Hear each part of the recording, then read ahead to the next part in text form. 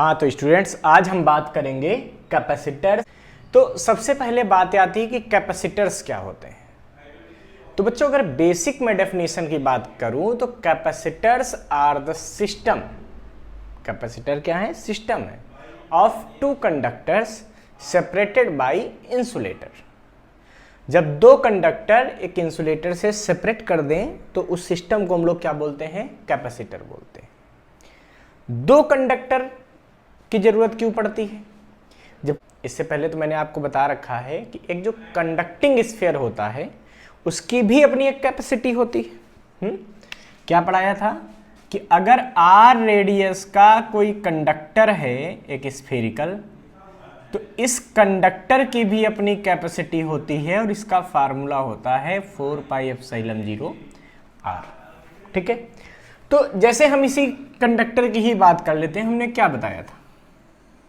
हमने कहा इसको हम क्यू चार्ज दे देते हैं और क्यू चार्ज होने से याद हो आपको यहां पे एक पोटेंशियल हो जाता था V। उसको हम क्या करते थे? कैलकुलेट कर लेते थे V को और कैपेसिटी निकाल देते थे Q/V से। ऐसा ही तो कर रहे थे। अब बच्चों बात यहां पे ये आती है ना कि अगर इसी चार्ज की वजह से, मतलब चार्ज सेम दिया गया हो और कहीं हम इसका पोटेंशियल डिफरेंस डिक्रीज कर दें, चार्ज ही रखें लेकिन V डिक्रीज हो जाए, तब तो क्या होगा? कैपेसिटी बढ़ जाएगी ना। और हमारा जो कैपेसिटर बनाने का मकसद है वो यही है कि स्मॉल जो है प्लेस पे, किसी छोटे से प्लेस पे ज्यादा चार्ज को स्टोर करना कैपेसिटर बनाने का मकसद है। इसका मतलब ये हुआ कि इसके लिए हम क्या कर सकते हैं? अगर एक कंडक्टर ये था, ये क्या था? कंडक्टर था, ठीक है, और इस कंडक्टर के पास एक और कंडक्टर रख दें, सोचिए क्या होगा। जब दूसरा कंडक्टर इसके पास रख देंगे, बीच में एयर है, इंसुलेटर है, एयर भी है जब इंसुलेटर ट्रीट करती है। अब जब ये कंडक्टर आपने दूसरा रख दिया, ठीक है, कोई स्फीयर टाइप का ही रख दिया, कैसा भी रख सकते हैं, कोई जरूरी नहीं है कि अब स्फीयर ही बात करो, कैसा भी रख दिया। तो अगर यहां पे एक दूसरा कंडक्टर रखेंगे, सोचिए क्या होगा। इस एंड पे कैसा चार्ज आ जाएगा? Negative by induction. अब इधर कैसा चार्ज आ जाएगा बच्चों? पॉजिटिव। अब सोचिए यहां पे जो एक पोटेंशियल इसके अपने चार्ज की वजह से था प्लस में, तो ये कोई यहां पे पोटेंशियल एक माइनस में भी तो प्रोड्यूस कर देगा, माइनस चार्ज की वजह से। तो ओवरऑल पोटेंशियल यहां का क्या हो गया? डिक्रीज हो गया भाई। एक पोटेंशियल प्लस में और एक पोटेंशियल माइनस में, मतलब अब पहले इनिशियल पोटेंशियल कितना था? V था, और फाइनल पोटेंशियल क्या हो गया? V माइनस V डैश, क्योंकि V डैश इस माइनस की वजह से है। तो इसका मतलब क्या हुआ कि यहां पे क्या हो गया? कुछ पोटेंशियल डिक्रीज हुआ, लेकिन अभी ये भी अपना कुछ ना कुछ यहां पोटेंशियल बना रहा होगा। अब इसके लिए हम क्या करते हैं? इस पॉजिटिव चार्ज को खत्म कर देते हैं, क्योंकि ये अपना पॉजिटिव में पोटेंशियल बढ़ाएगा और पॉजिटिव पोटेंशियल बढ़ेगा तो क्या होगा? V plus V double dash कुछ है, इसका भी आ जाएगा। कहने का सेंस है कि वो कुछ ना कुछ कैपेसिटी को डिक्रीज करवाएगा, इसीलिए इस पार्ट की अर्थिंग कर देते हैं। जैसे ही हम इसकी अर्थिंग करेंगे तो ये पॉजिटिव चार्ज तो चला जाएगा, यानी कि अब V को बढ़ाने वाला कोई नहीं है, केवल ये घटाने वाला बचेगा। और ये चार्ज क्यों बच जाएगा? क्योंकि ये इस चार्ज के इफेक्ट से बाउंड है। इस चार्ज की वजह से यहाँ पे जो इलेक्ट्रॉन आ गए थे, शिफ्ट हो गए थे, वो क्या है? बाउंड है। इस वजह से वो अर्थिंग में जीरो नहीं हो पाते, उसका चार्ज जीरो नहीं हो पाता, तो ये चार्ज बना रहेगा। तो बच्चों इसका मतलब अब यहाँ का पोटेंशियल क्या हो गया? काफी कम हो गया। जब ये पोटेंशियल कम हो गया, इसका मतलब क्या हुआ कि हमने चार्ज तो वही क्यू ही दिया था। अब इसका जो कैपेसिटी आई बाद में, पहले कैपेसिटी जब केवल अकेला ये था तो क्या बनना था? C=Q/V। बट एक बगल में कंडक्टर रखने के बाद क्या बनेगा? Q/V minus V dash. इसका मतलब कौन सी कैपेसिटी ज्यादा होगी? भाई चार्ज तो वही है, लेकिन हमने क्या किया? इसके बगल में जब दूसरा कंडक्टर रख दिया तो कहीं ना कहीं इसका वोल्टेज घट गया, और पोटेंशियल घटने की वजह से क्या हो गई? कैपेसिटी देखो इंक्रीज हो गई है। साफ दिख रहा है कि यहां पे बड़ी चीज से डिवाइड होना या छोटी चीज से, मतलब ये चीज क्या होगी, ज्यादा होगी। इसका मतलब C dash is greater than C। तो बच्चों बात यहां पे ये है कि किसी कंडक्टर के पास दूसरा कंडक्टर लाने से, ठीक है, क्या होती है, उसकी कैपेसिटी इंक्रीज हो जाती है। और हम तो चाहते हैं कि कम स्पेस में, भाई कैपेसिटी क्या है, स्टोरिंग चार्ज कैपेसिटी। कैपेसिटी जो पढ़ रहे हैं इलेक्ट्रिक कैपेसिटी, ये क्या है, कैपेसिटर क्या है, जो चार्ज को स्टोर कर सके। तो जो कैपेसिटर जितना ज्यादा चार्ज को स्टोर करेगा, हम कहेंगे इसकी कैपेसिटी उतनी ज्यादा है।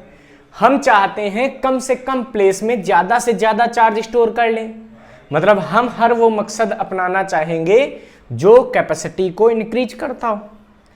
इसीलिए हम सिंगल कंडक्टर का कैपेसिटर नहीं बनाना चाहते, क्योंकि ये सिंगल कंडक्टर के केस में सेकंड वाले कंडक्टर को इन्फिनिटी पे ट्रीट किया जाता है।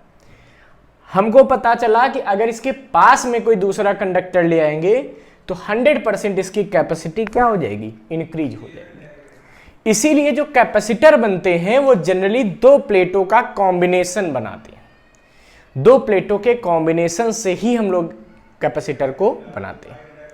और प्रैक्टिकली ये देखा गया कि अगर वो दोनों प्लेट्स एक दूसरे से हमेशा इक्वल डिस्टेंस पर हों, ठीक है, मतलब दोनों प्लेटों के बीच की डिस्टेंस, जैसे ये तो स्फेरिकल थी, अलग अलग जगह डिस्टेंस थी, तो प्रैक्टिकली देखा गया कि दो प्लेटें हों कंडक्टर की, बट वो क्या हो, एक दूसरे से इक्वल डिस्टेंस पर, उनका हर पार्ट एक दूसरे से इक्वल, जैसे एक प्लेट ऐसे रखी, ये एक प्लेट ये, अब ये जो कैपेसिटर बनेंगे, क्यों, इस प्लेट से इसकी जो यहां डिस्टेंस है वही इस प्लेट से इसकी यहां डिस्टेंस है, ऐसे देखो हर जगह से डिस्टेंस क्या है, सेम है दोनों प्लेटों की। तो देखा गया प्रैक्टिकली कि इसमें चार्ज ज्यादा स्टोर हो सकता है।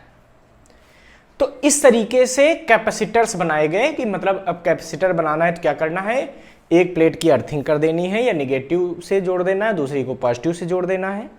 मतलब दो तरीके, या तो कैपेसिटर की एक प्लेट को निगेटिव एंड से बैटरी के ये सेल के और एक इनको पॉजिटिव एंड से जोड़ दीजिए, या फिर एक कैपेसिटर की एक प्लेट को पॉजिटिव चार्ज दे दीजिए, दूसरी प्लेट की अर्थिंग कर दीजिए। तो दोनों ही केस में कैपेसिटी मैक्सिमम होती है। अब बच्चों बात यहां पे ये आती है कि जो कैपेसिटर है, ठीक है, इस कैपेसिटर में, ठीक है, अगर मैं बेसिक बात यहां करता हूं तो दोनों डिस्टेंस क्या होनी चाहिए, इक्वल होनी चाहिए। इस बिहाफ पे ये कैपेसिटर तीन तरीके के बनते हैं, ठीक है, जो कि हम लोगों को 12th क्लास में पढ़ने हैं। तो बच्चों अगर मैं बेसिक बात करूं तो जो कैपेसिटर हैं ये बेसिकली तीन तरह के होते हैं, ठीक है। एक होता है पैरेलल प्लेट कैपेसिटर, एक स्फेरिकल कैपेसिटर और एक सिलेंड्रिकल कैपेसिटर। जो पैरेलल प्लेट कैपेसिटर होता है इसमें क्या होती है कि दो पैरेलल प्लेट्स होती हैं ऐसे बच्चों, ये, ठीक है, और ये एक दूसरे के आमने सामने ऐसे रखी होती हैं, ऐसे, ये होगी, ठीक है। ये यहाँ पे किसी स्टैंड की हेल्प से ऐसे इनको फिक्स कर देते हैं हम, इंसुलेटेड स्टैंड होता है, ठीक है। ये एक प्लेट हो गई और ये एक प्लेट हो गई। तो इसमें क्या करते हैं, तो दो पैरेलल प्लेट हो गई।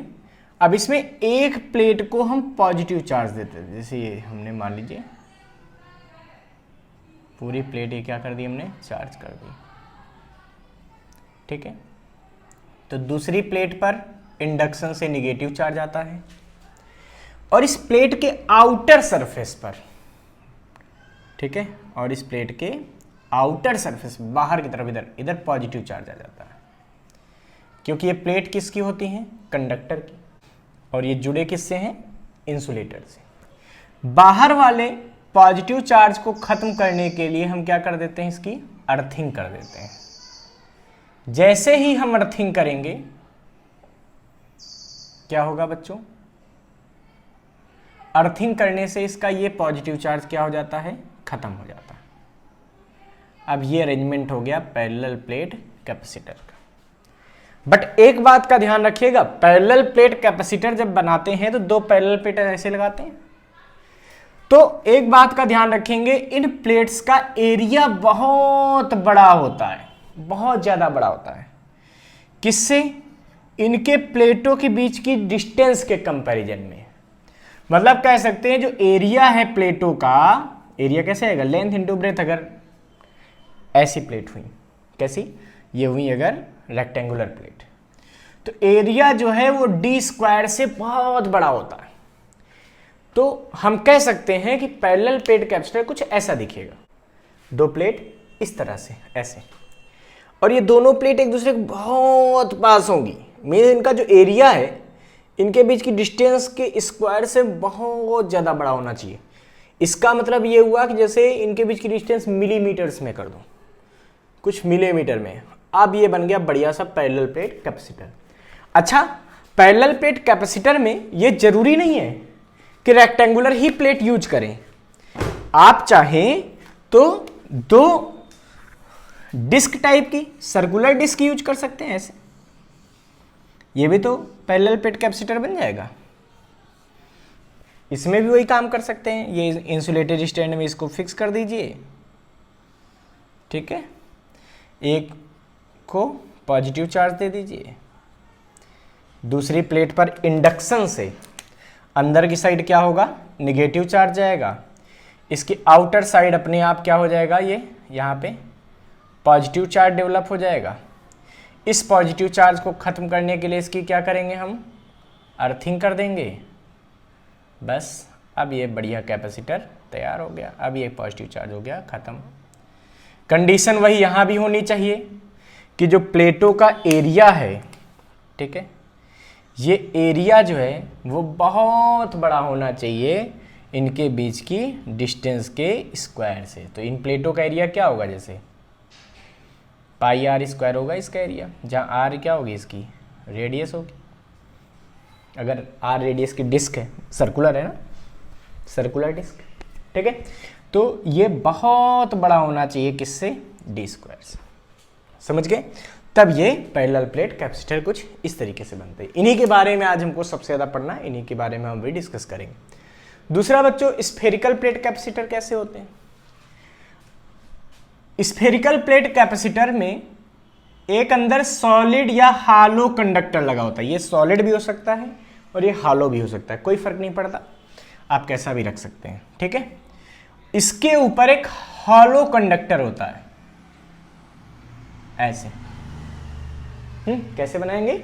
जैसे एक अंदर मान लीजिए कि एक सॉलिड स्फीयर ले लिया, या सेल ले लिया कोई, और उसके ऊपर से क्या किया है? किसी इंसुलेटेड मटेरियल को लगाते गए पूरा, और उसके ऊपर एक मेटल की प्लेट लगा दी। अब ये बन गया कौन सा? Spherical plate capacitor. बस इसमें करते क्या है कि अंदर वाले स्फीयर का कनेक्शन एक वायर के थ्रू बाहर कर देते हैं ऐसे, ठीक है। और यहां पे पॉजिटिव चार्ज इस बाहर वाले वायर की हेल्प से देते हैं, यहां से पॉजिटिव को कनेक्ट करके दे देते हैं। जब यहां पॉजिटिव चार्ज आता है तो होता क्या है कि इंडक्शन से यहां पे एक निगेटिव चार्ज डेवलप हो जाता है अंदर की साइड। ये इंडक्शन से माइनस चार्ज डेवलप हो गया। अब अंदर की साइड जब माइनस डेवलप होगा कंडक्टर में तो क्या होगा? इंडक्शन हो रहा है ना, तो इसके बाहर भी तो होगा इंडक्शन, वहां पे क्या कैसा डेवलप होगा? पॉजिटिव चार्ज डेवलप हो जाएगा। इस पॉजिटिव को खत्म करने के लिए इसकी क्या कर देते हैं? इस प्लेट की अर्थिंग कर देते हैं, तो ये पॉजिटिव चार्ज क्या हो जाता है? खत्म हो जाता है। अब ये बन गया स्फेरिकल प्लेट कैपेसिटर। मतलब स्फेरिकल प्लेट कैपेसिटर में एक अंदर स्फेरिकल शेप में कोई ऑब्जेक्ट होता है, कंडक्टर होता है, ठीक है, और एक उसके बाहर हॉलो कंडक्टर होता है, ठीक है। दोनों एक दूसरे से कोसेंट्रिक होते हैं, तो ये कहलाता है स्फेरिकल प्लेट कैपेसिटर। अब एक आता है बच्चों सिलिंड्रिकल प्लेट कैपेसिटर। ये कैसे बनता है? इसमें क्या होता है कि एक हॉलो या सॉलिड सिलेंडर होता है। वही बात है, आपको पता है कंडक्टर में चार्ज तो हमेशा कहाँ जाता है? सरफेस पर जाता है, तो फर्क नहीं पड़ता कि आप हॉलो बनाते हैं या सॉलिड बनाते हैं। ये एक कंडक्टर, इसकी कोएक्सियल में, मतलब सेम एक्सिस पे एक दूसरा सिलेंडर होता है बड़ा सा, ये ऐसा,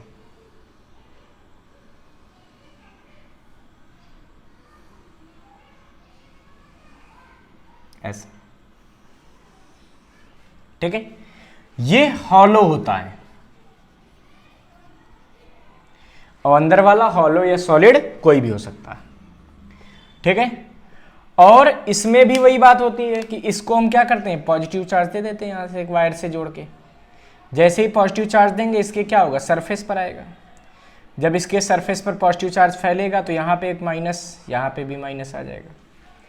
अब क्या करते हैं, इसके भाई जब ऊपर अंदर की तरफ ये माइनस, ये इसके इंडक्शन से ये टच नहीं हो रहे एक दूसरे से, तो इसके इंडक्शन से जब यहाँ पे माइनस चार्ज आएगा तो क्या होगा, इसके बाहर सरफेस पर एक प्लस चार्ज आ जाएगा।